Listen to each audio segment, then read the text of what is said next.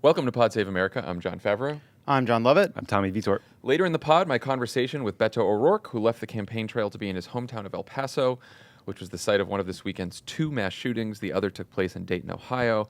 And we will be spending today's pod talking about what led to this domestic terrorism and what we can do about it. Before we do, a few housekeeping notes. Lovett, how was the show this weekend? I heard new Democratic sex symbol Jay Inslee stopped by, so that's good. Yeah. You did? It wasn't just the planet heating up. We had a great A lot Love It of or Leave those It. jokes, they're just. I hope to hear them all in the episode. That may be the one I used in the episode. Who can remember? It was a great episode. Kara Swisher, Kara Brown, Rami Youssef, Jay Inslee stopped by. Truly one of my favorite episodes in a long time. Check it out. Check it out. We also have a brand new Cricket mini-series coming out this Wednesday, hosted by our very own Shaniqua McClendon, Cricket Media's political director. It's called Rigging North Carolina, and it follows the story of the political consultant who was accused of committing election fraud in North Carolina's 9th district during the 2018 midterms. It's why we're going to have another election there in September, one more from 2018. So check that out. It's an excellent series, and Shaniqua is awesome. Okay, the news. Over 30 people were murdered in two mass shootings that took place hours apart this weekend in El Paso, Texas, and Dayton, Ohio, just a week after a shooting in Gilroy, California that left 3 dead. The El Paso massacre that occurred at a Walmart left over 20 dead, dozens more injured, and is being investigated as a potential act of domestic terrorism. The suspected gunman drove from Dallas after posting a manifesto on the site 8chan, where he wrote that, quote, "This attack is a response to the Hispanic invasion of Texas." Later that evening in Dayton, another gunman used an AR-15 to murder at least 8 people, including his own sister, in a killing spree that lasted for less than a minute before he was shot by law enforcement. Sunday marked the 216th day of 2019 and the 251st mass shooting, with El Paso becoming the 8th deadliest shooting in U.S. history. Guys, we're going to talk about white nationalism and gun control and what we can do, but what were your initial reactions over the weekend hearing this news? We've had this conversation on the show many times, and that is what I thought about. What I thought was, well, here we are again. This is completely expected and predictable. These events will happen again and again and again, and we have done nothing to prevent them from happening. We've taken no actions to change the underlying conditions that are causing these events to happen on repeat. And so when it happens, we shouldn't be surprised, which is a completely predictable outcome of our politics and our policies, is what I thought. Tommy? Yeah, I mean, I think that there are probably 2 parts to it. I mean, I'm like a relatively large adult male who lives in a safe place, and now I enter public spaces and scan for exits. So that's a fucked up feeling. I essentially asked my wife not to go to the mall on Saturday, just out of paranoia. So that's the personal side. I think on the political side, I'm just so far past sad. I'm furious. These warning signs have been coming for a long time, and I think there's sort of 2 parts to it that you can't really disaggregate, in my opinion. There's the problem of guns just being awash in this country, and then there's this growing threat of paranoid white nationalists taking paranoid, horrific action to murder people based on language they're hearing from mainstream political commentators like Tucker Carlson and the President of the United States. And we need to deal with both. And I think, we need to summon some of this rage and remember we have agency here and start fighting for some changes. Yeah, I think what really hit me was I saw a headline in Australia's Sydney Herald, and the headline in the newspaper was "U.S. in the midst of a white nationalism terror crisis." Accurate. And it always hits home when it's another country, how another country would report about your country. Yep. And I think sometimes it's hard to have that outsider perspective when we're here watching this unfold every day, and to see that other countries are calling what's happening in the United States of America a white nationalism terrorist crisis is it's pretty stunning and pretty sad. Mm-hmm. All right, so like you said, Tommy, I think it is hard to completely separate our white nationalism problem from our gun problem, but let's start with the 2,300-word manifesto linked to the terrorist attack in El Paso, in which the author said that he was inspired by the writings of the white nationalist terrorists who killed 51 people at 2 mosques in Christchurch, New Zealand. The author also decried shameless race mixers, accused Democrats of, quote, pandering to the Hispanic voting bloc, and justified the murder of Mexicans and Hispanic immigrants as, quote, simply defending my country from cultural and ethnic replacement brought on by an invasion, yet another reason to send them back. He ends by writing that his views, quote, predate Trump, though the president has repeatedly referred to Hispanic immigration as, quote, an invasion of our country. And at a May rally in Florida, he asked, how do you stop these people? You can't. A member of the crowd yelled back, shoot them. And when the audience cheered, Trump smiled and said, only in the panhandle can you get away with that statement. So my first thought was, does it really matter whether this domestic terrorist was radicalized before or after Trump became president? I just think like it's. I don't know why we're. The point. I don't know why we're believing this little head fake in this kid's manifesto. He was 21. He's 21 when he shot up this Walmart.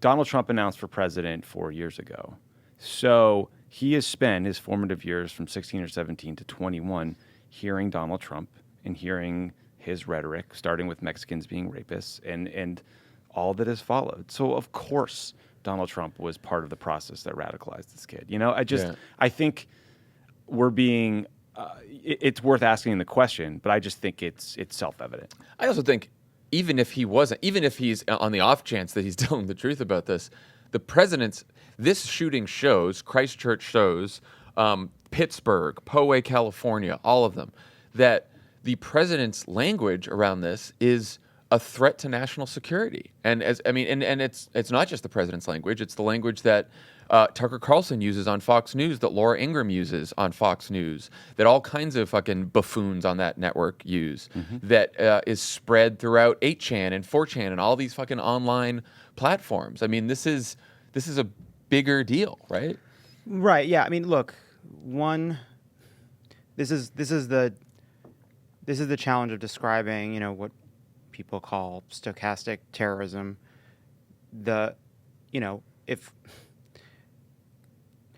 When Donald Trump, when Tucker Carlson, when Laura Ingraham say what they say, when advertisers pay to promulgate what those people say, it reaches a lot of people.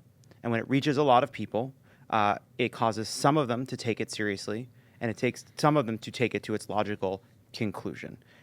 All of this rhetoric is added to the extremist foment. It's added to the it feeds the discussions that take place in the dark corners of the internet. It feeds what you see on Twitter. It feeds into the minds of damaged and troubled people who take it literally. So whether or not this one person had this idea beforehand and was galvanized by what Trump and others have been saying, or whether Trump is the person who planted the first seed, is really beside the point. What we have is a system that is pumping out really dangerous information, and when it reaches certain people, they are willing to use it as a justification for their desire to kill people, to kill themselves by killing other people, to take their vengeance and violent fantasies public in a very real way. So I'm not really interested in the exact trajectory of the kind of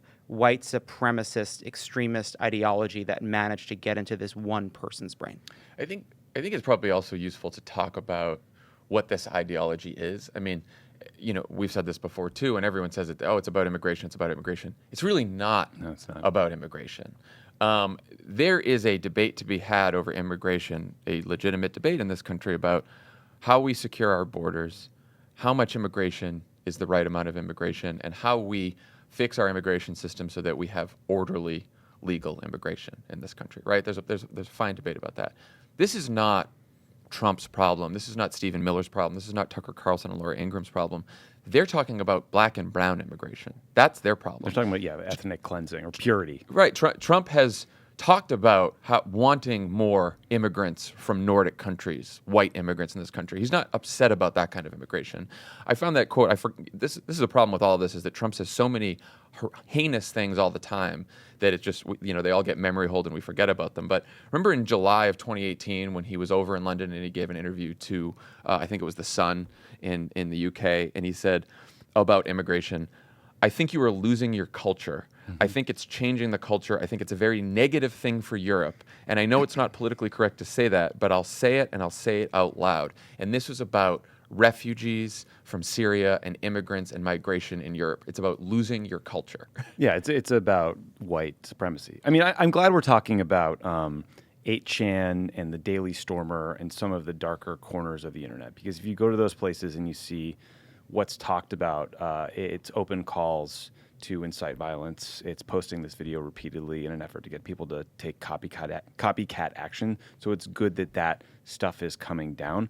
But you don't need 8chan to hear hardcore white nationalist rhetoric. You can read the tweets from the President of the United States. I mean, he retweeted an account called White Genocide.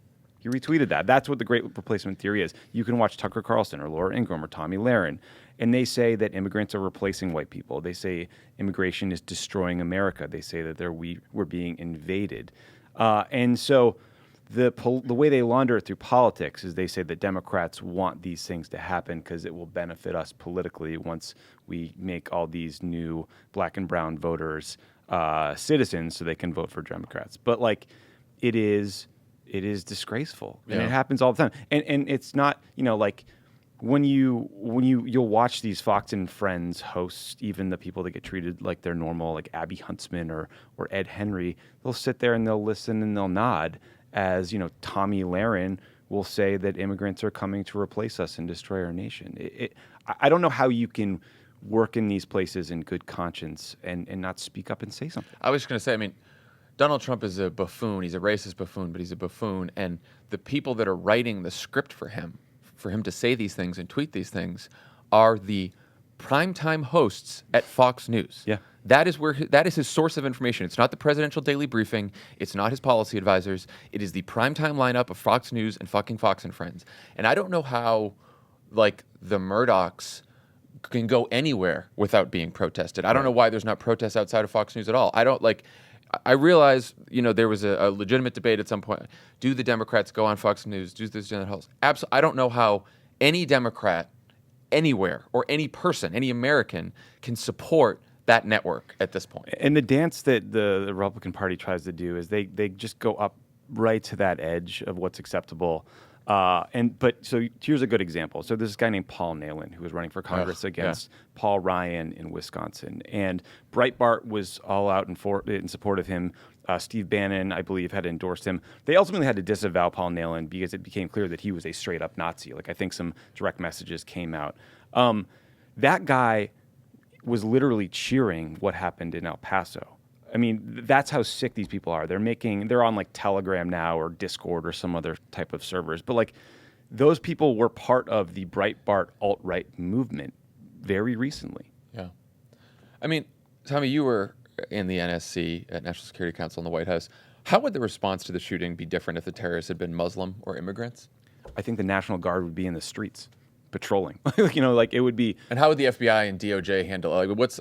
Isn't there just a different way that we treat terrorism that way? After 9/11, all the resources of the government swung towards Islamic extremism and preventing al-Qaeda attacks and terrorism. I think that if this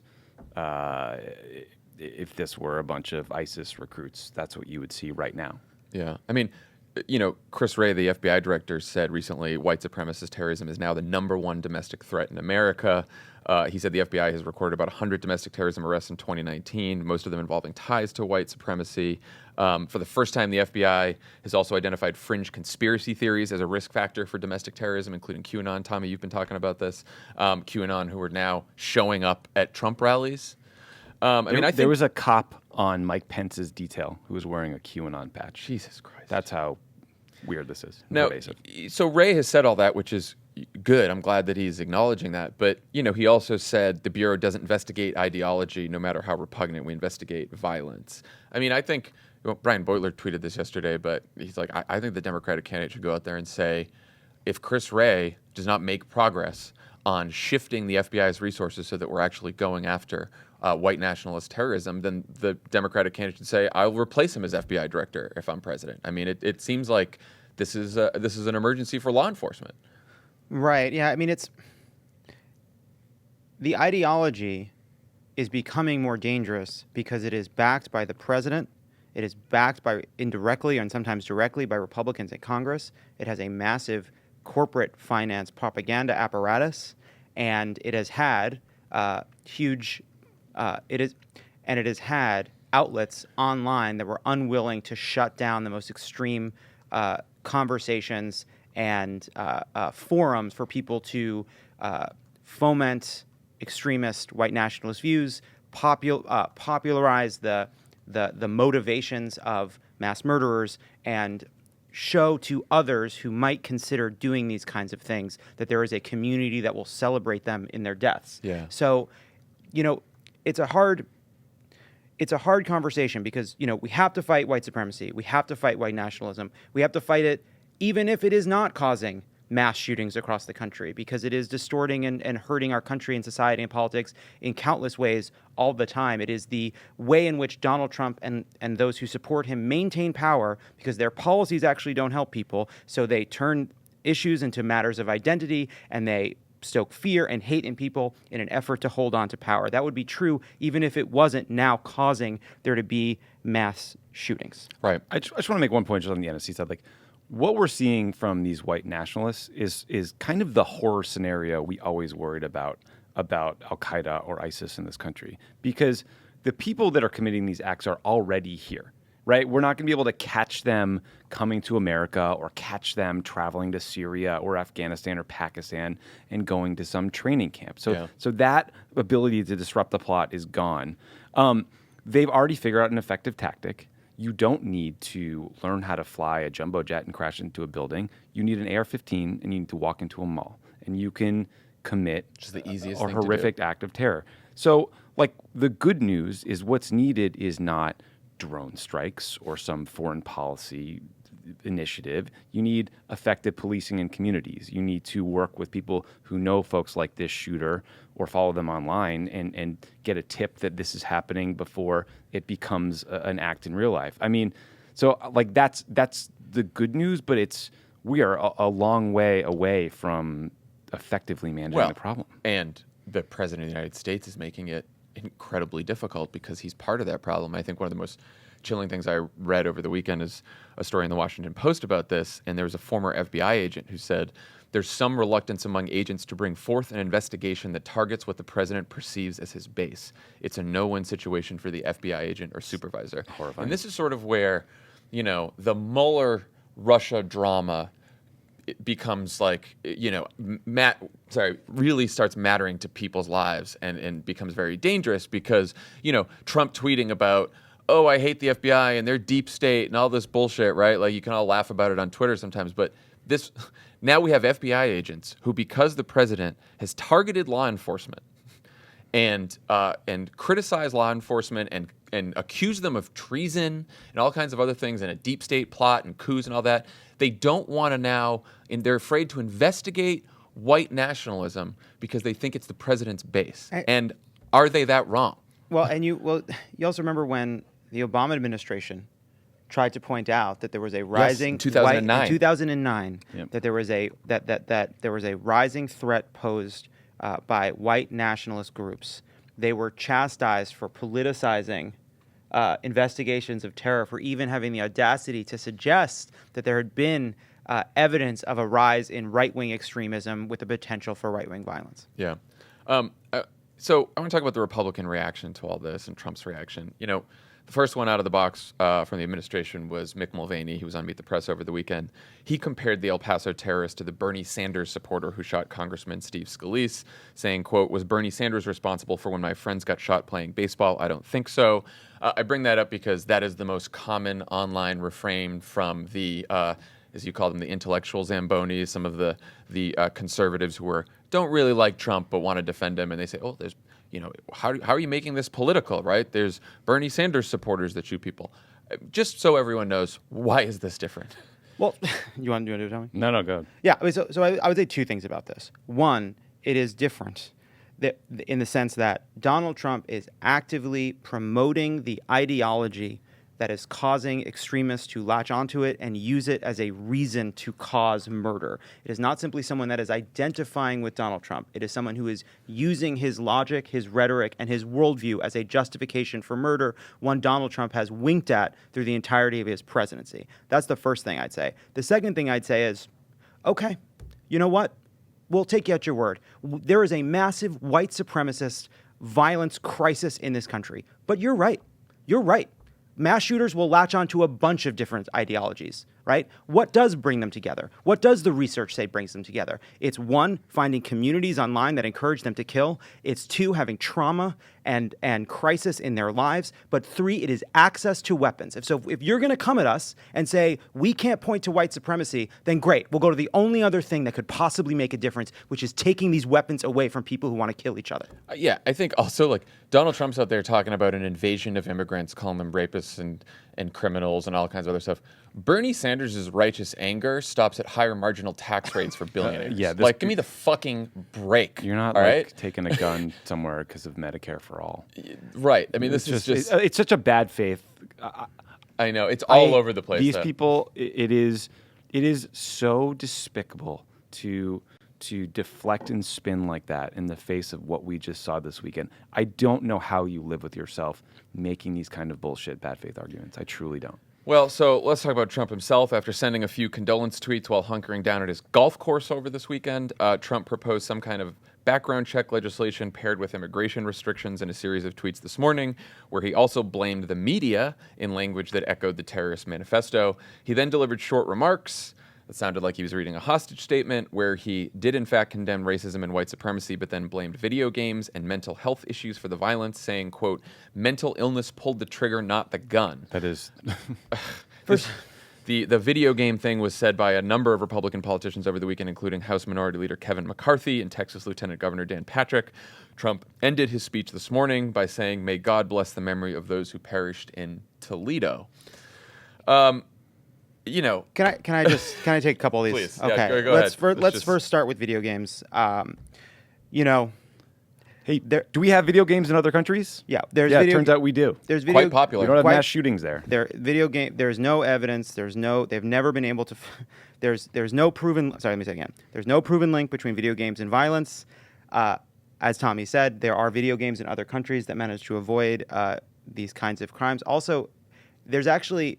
It's just a myth. It's a pure myth. In fact, there was a study in 2015 that found that when a violent video game, a popular video game is released, violent crime actually is correlated in a reduction. They don't know why. It could be that people stay home and play video games instead of going out and committing crimes. Could be that it's cathartic. They don't know, but the research does not find any link and find facts the opposite. Now, on this matter of, first of all, I have the quote, mental illness pulls the trigger, not the gun. First of all, it doesn't matter. It's beside the point. That is insanely terrible writing. Just deal with that. The sentence doesn't. I mean, the gun never pulls the trigger. Doesn't make sense. What are you talking about? But just take it on its. Forget the writing. It's not true. There is a lot of evidence and a lot of studies that have found again and again that the mere presence of a weapon increases aggression. It's called the weapon effect, or it's called the weapons effect.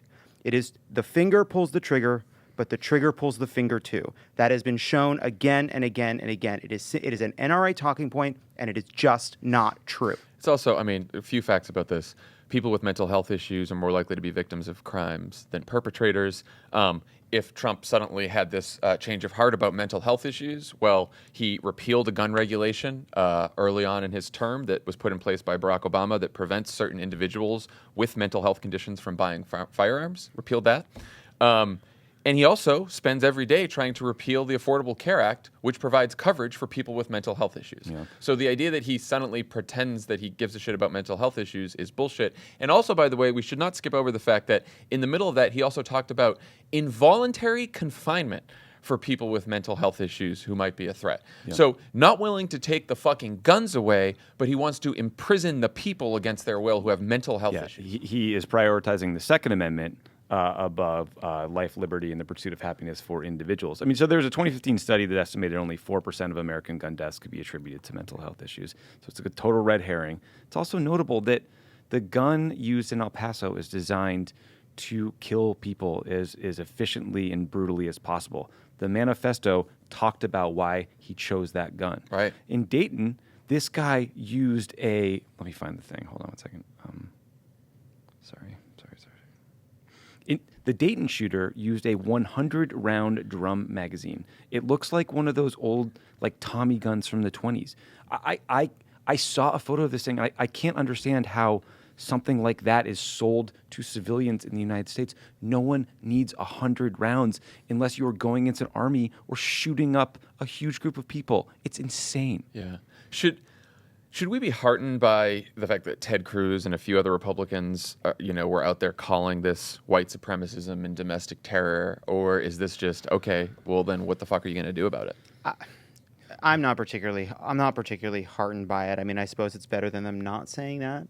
But of course, simply saying that is literally the absolute least that you can do. Yeah. You need to follow that to its logical conclusion. You need to identify it and call it out. You need to call out Donald Trump by name. 8chan may have been briefly, let me say again. 8chan may have briefly lost its hosting services, but 8chan is still hosted in the White House. And so if you're going to say that we have a white supremacist problem, it's not a crime without criminals. It's not a sin without sinners. Donald Trump is the global head of a white nationalist movement that has gained traction because of what he spews every single day. Ted Cruz knows that because he used to say it. And by the way, this goes back to the famous Andrew Gillum line in the debate, right? The Christchurch shooter in his manifesto said that he sees Donald Trump as a renewed symbol of white identity in the world, right? Yeah, so it's like the racists know he's a racist. Yeah, David they Duke call him that. has been saying it for years. I mean, like, what Ted Cruz's statement tells me is that he's not the worst politician in Texas, because Texas Lieutenant Governor Dan Patrick blamed violent video games. John Cornyn, Yes, we who should talk about is this. a senior leader in the Senate and is up for re-election in 2020, he recently tweeted his concern about the rapid growth of his state's Hispanic population, which is racist and disgusting in any context, but particularly fucked up now. But on Sunday, he tweeted, quote, "Focusing on law-abiding citizens exercising their constitutional rights solves nothing. We need to treat these crimes as problems to be solved rather than one be exploited for partisan political gain." So he is going back to the same infuriating, we can't do anything to get guns off the streets line, and nothing's going to get solved with people like that. Literally the only, as far as I've seen, elected Republican in the country who handled this correctly is a guy by the name of State Senator John McCollister of Nebraska, who decided to tweet over the weekend a long thread. You should read the whole thing, but it starts with, "The Republican Party is enabling white supremacy in our country. As a lifelong Republican, it pains me to say this, but it's the truth." And you wonder, why can't more Republicans say that? I mean, like Will Hurd was talking, who just retired instead of run again. That's, it's another bit of news that the only black Republican in the House decided to retire. Yeah. And I think he called out divisive language and stuff like that. But I think the only good comment from a Republican now is, like McCollister said, is acknowledging that your party is enabling this right now because of the president that you have. Yeah. It- Sorry. I just going to say, like, I have, I think, had a sort of naive hope that as an older generation exited the political scene and a younger generation took more power in the voting booths, that we would become more welcoming and open to diversity as a country. And now I think I'm realizing that that is a totally naive belief, because every generation learns from media and culture, and things can get worse. I mean, if you look at the South after Reconstruction and the impact of propaganda, like Birth of a Nation, right? So that's why rhetoric from the White House is so dangerous. These are kids that are so doing dangerous. this. Radicalizing a 16-year-old. Yeah, I actually think the failure is deeper too. Yes, they are So I feel like they're failing. They're failing in three ways. They're failing on this matter of confronting white nationalism and the damage it is doing every single day, including in fomenting these mass shootings. They are failing on guns, just fully failing on guns. They want to blame video games, even though there's no evidence, when there's plenty of evidence that shows that guns are causing these mass shootings, and certainly causing them to be vastly more deadly. And then third, they are failing on this question about what's causing mass shootings, right? I mean, these are distinct crises that are happening all at once. We have a gun crisis. There were dozens of people shot in Chicago over the weekend, Right. while this was going on, right? There is a gun crisis that connects mass shootings, suicides, and whatever, quotidian murder. And then there is this question of what is happening to young men, and they're failing on that question too, and that adds to the massive failure that they are showing every single day to confront the racism in the White House. Well, so let's get to the gun problem. Let's talk about what we can do about all these guns. The House passed gun safety legislation back in February that has been sitting in the Senate for months without any action taken by Mitch McConnell. Democrats are now calling on McConnell, who apparently is home in Kentucky with a broken shoulder, to bring senators back to D.C. from their August recesses for an emergency session to consider the background check legislation. No Senate votes are currently scheduled until September. Also, last night, the Murdoch-owned New York Post came out for a ban on assault weapons, which was somewhat surprising. Is it worth pushing McConnell to take up the House bill? What should be happening right now? Yes. I think that we have a political awareness. Let me just say that. Yes, because we are only able to focus on things politically for a few days at a time, and we should focus maximum attention on this issue and the fact that the House has passed some legislation that would help. I mean, I'd like to see them go a lot farther. I would like to see reinstating the assault weapons ban, a gun buyback program. There's no reason these high-capacity magazines should ever be sold. We should have universal background checks. We could raise the age where you can buy a gun from 18 to 21, and then maybe a law that says you can't own a gun if you're convicted of domestic violence. Like, these are all things that I think would help us make progress. And I think gun licensing, too, I would add to the Cory Booker's proposal. And we should, but we have to focus the nation's attention on the problem and the solutions at the same time, or else we're all just going to feel like nihilistic. Yeah. I mean, look, I also saw some people, David Plouffe said this on Twitter, but he was saying, the House, I know the House already passed the legislation, but go back in session, bring the House back in session, make a big show of it on the floor. I saw that House Democrats don't necessarily want to do that because they want to make sure the focus is on the Senate and whatever. You can think yourself into circles through this. Pass the bill. But Democrats need to understand, and I think this is our problem with impeachment too, right? That 90% of this is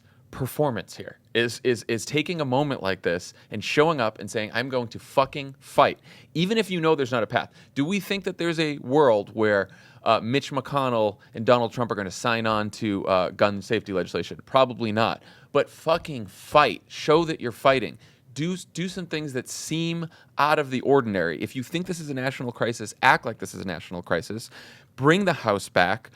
Protest outside Senate offices. Do it all. And do it at a moment when we see Republicans believing that they have a political problem. They are a group of people. Yeah, Donald Trump talked about gun safety legislation today. Donald Trump repeatedly, over the past few months specifically, has accidentally said he was for various kinds of gun control before apparently being told behind the scenes that was not palatable to the people who support him. So in Congress. So they recognize that they have a political problem on their hands. They don't like the political position that they are in on guns.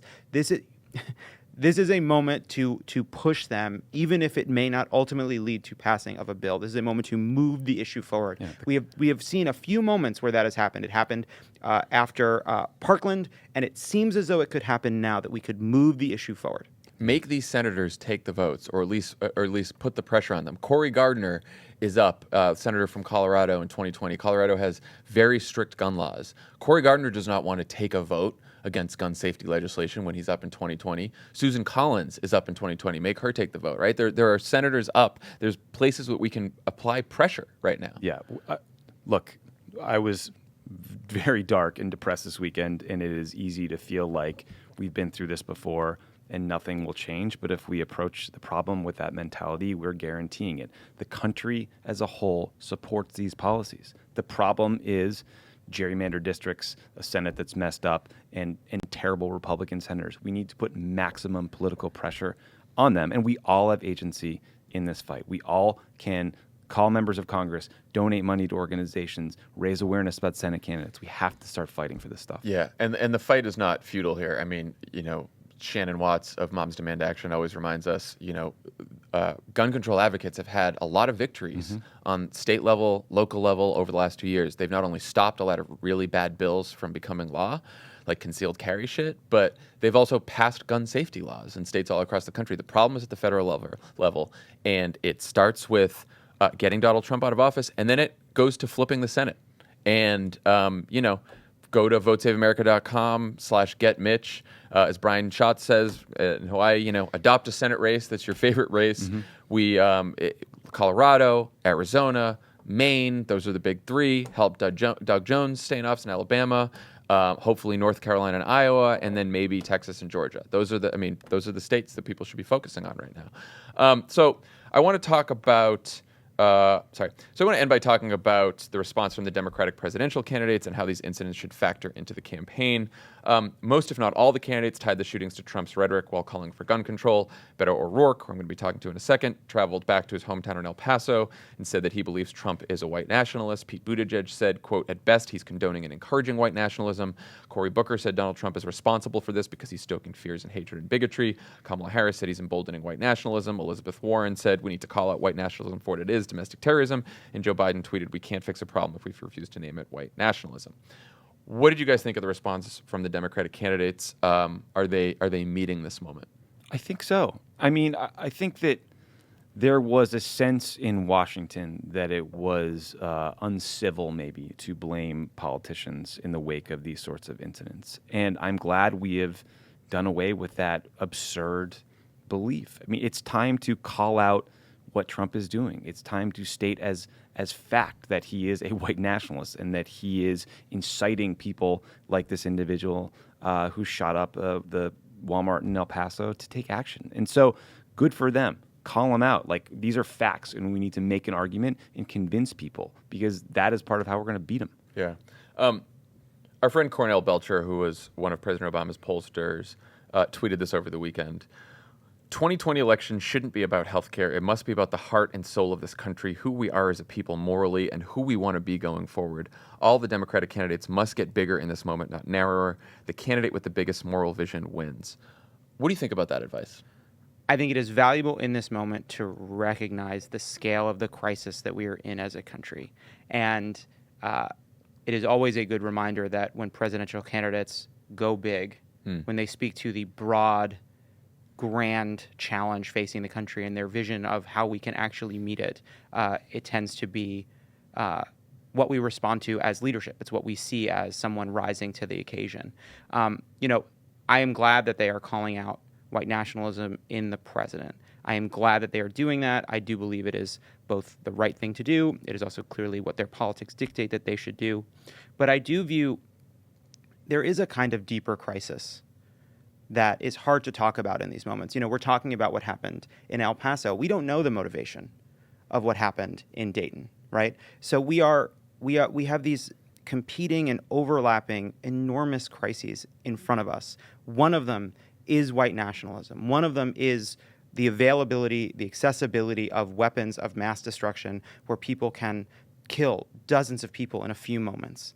But there is this other virus in our culture, which is a poisonous idea that has grabbed hold in the minds of young men, that is spread online, that is spread through sensationalistic media coverage, that has taught boys and men that they can go out in a blaze of glory. And we need to speak to that crisis. And it is in some ways independent from white nationalism and in some ways independent from the gun crisis. When they look at the research over the last decades of mass shootings that have erupted in this country, these are people that have experienced trauma in their lives. They are people at an identifiable crisis point in their lives, and these are people who have studied the motivations and sought validations based on what other mass shooters have done. That is an area that we need to be talking about more because it speaks to a deeper turmoil in our society. So I agree. So when we talk about going big, it's not just about talking about Trump. It's about talking about these larger forces that are playing out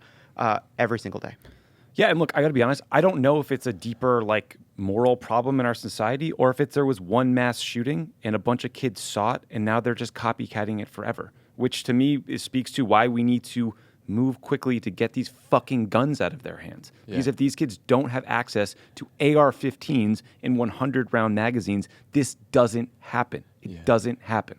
I mean, I saw that from Cornell, and I started thinking about sort of the feeling that we had after the last Democratic primary debate. And it was a feeling that maybe we're arguing over issues. Everything seems very small, Yeah. and there's this like very much larger looming threat out there. And we saw this when Trump told those 4 congresswomen to go back home, and then he attacked Elijah Cummings. And every time this happens, you get some group of Democratic strategists and pundits who say, okay, but he wants the race to be about race and immigration and white identity, and we need to pivot to talk about economic issues. And I'll be honest, like as long as I've been in politics, I understand the value of trying to build a winning coalition that is a majority by focusing on a lot of these economic issues, because that's how you build a bigger coalition. There's a reason Elizabeth Warren's wealth tax polls at 70% and even has a majority of Republicans who agree. There's a reason that in 2018 Democrats could win because they focused on healthcare, because the Affordable Care Act was so popular, and taking away pre-existing conditions was something that was unpopular even with Republicans, right? Like, it is tempting to look at the polls, to look at the data, and to hear from people who are struggling and to make this whole thing about economic issues. But that is not the fight that we're facing right now, fundamentally. Yes, we're facing like deep economic inequality, and that plays into a lot of the stuff that we're talking about as well. But because Donald Trump is president, we are faced with a different kind of existential crisis in this country, and it is a threat to the existence of our democracy itself. And so I do think, like, whether or not it's the politically popular fight to have, it's the fight that we need to wage at this point. Yeah. I really believe it. I mean, I would. And I've never been someone who thought that, Yeah. I also do think one facet of how these mass shootings unfold that I think is tied into this larger question of our democracy is there's a real sense of powerlessness. You see this happening and you think, I'm voting for the people that they're going to try to stop it. Yeah. And these Republicans are able to, in part by fomenting racism itself, maintain the power that allows them to stop the laws that might keep the guns out of the hands doing these very murders. It is heartbreaking and exhausting. And so just the other thing I think we do need to keep in mind is, it is not inevitable that mass shootings happen week after week after week. There is research that has looked at what is causing this. We can tackle each of the causes and reduce the frequency of mass violence in this country. It is a genuinely solvable crisis. And I think sometimes I want presidential candidates to say that as well, to not just attack Trump, as important that is, not even just to speak to the crisis of white nationalism, but say to Americans that feel heartbroken and hopeless that, like, we can solve this. Yeah. When it comes to the gun issue, it's definitely not a Trump problem. It's a Republican Party problem. That's right. Right? I mean, there was a moment in the White House when we were all there where there was a military exercise going on called Jade Helm. Yeah. And it led to these sort of paranoid fever dreams that the military was going to invade Texas and, like, I guess, take people's guns away or do whatever people think is going to happen in these paranoid fever dreams. And the Republican governor of Texas gave credence to these insane conspiracy theories. And that kind of political cowardice and the inability to stand up to a bunch of base voters in your own state and say, of course the fucking federal government is going to invade you. Of course the U.S. military isn't here to invade your community. You don't have to stockpile guns and become your own mini militia to prevent against this thing. That is a massive failing on the part of the Republican Party, in part because they're working in concert with a bunch of gun manufacturers who know that the reason they make money is because one guy buys 25 guns, not because 25 people buy one gun. So they need to fix that shit. Look, I mean, last thing I'll say, and then we can, and then we'll go to the Beto interview. But the way things go, this will sadly fade from the headlines in a couple weeks. But people should remember, like, how you feel right now, and inevitably, when there's another round of Democratic infighting or the next primary debate, and everyone's upset and everyone's yelling at each other on Twitter about something fucking stupid, what happens in this election in 2020